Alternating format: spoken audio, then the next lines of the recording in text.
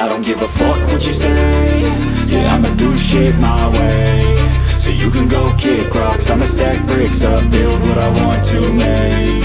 Yo, I got a lot of shit to say, so I'ma do this every day. I'll be writing things until I'm fucking buried in my grave. 6 feet deep under, but my body won't decay. Cause my messages are timeless, so they'll put them on display. Oh yeah, I rap with a certainty, I have a sense of urgency. A message for eternity, for everyone internally. I had some people burning me, but now they fucking learn to see I ain't the one to fuck with, now they looking nervously. And I don't really care what you think of me, respectfully. You can kick rocks if you think you're fucking better, see. I will outwork you, turn you to an enemy. Hurt you so bad that you're gonna need some therapy. I got the motherfucking recipe, I've been cooking up hits, I'ma leave a legacy. You'll be looking small when you're standing right next to me. I'm 5'10", bitch, but I'm 10 feet. Cause I don't give a fuck what you say. Yeah, I'ma do shit my way. So you can go kick rocks, I'ma stack bricks up, build what I want to make. Cause I don't give a fuck what you say.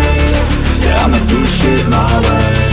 So you can go kick rocks, I'ma stack bricks up,